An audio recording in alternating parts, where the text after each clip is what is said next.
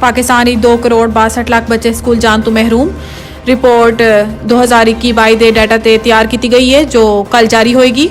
Report के मंदरजात के मुताबिक पंजाब 1 करोड़ 17 लाख 30 हज़ार बच्चे तालीम तो महरूम ने, जबकि सिंध 76 लाख 30 हज़ार, केपी 36 लाख 30 हज़ार तो बलोचिस्तान 31 लाख 30 हज़ार बच्चे तालीम तो महरूम ने।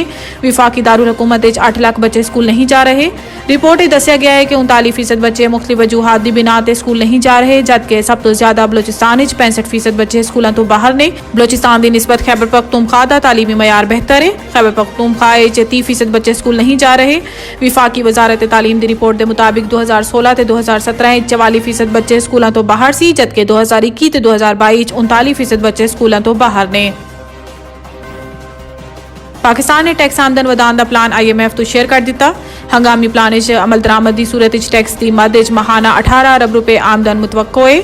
जराए FBR का कहना है कि चीनी ते 5 रुपए फी किलो फेडरल एक्साइज ड्यूटी आयद करने की तजवीज़ जेरे गौर है। जराए का कहना है कि टैक्सटाइल ते लैदर मसनूआत ते GST 15 तो वधा के 18% करने की तजवीज़ है, जबकि मशीनरी, खाम माल, सप्लायर्स, खिदमात ते ठेका ते भी इजाफी टैक्स का इम्कान है। जराए के मुताबिक निगरान हुकूमत ने टैक्स आमदन वधान का प्लान IMF तो शेयर कर दिता है। अगले साल टैक्स हदफ 11,000 अरब रुपए मुकर्रर करने का प्लान है।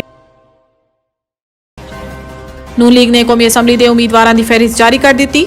51 नशिस्तां ते किसी नूं टिकट नहीं दिता। मुस्लिम लीग नून के उम्मीदवार कौमी असैम्बली की 212 नशिस्तां ते इलैक्शन लड़नगे। कायद नून लीग नवाज शरीफ NA 15 मानसहरा ते NA 130 लाहौर तो इलैक्शन लड़नगे, जबकि सदर मुस्लिम लीग नून शहबाज शरीफ NA 123 ते 132 तो इलैक्शन लड़नगे।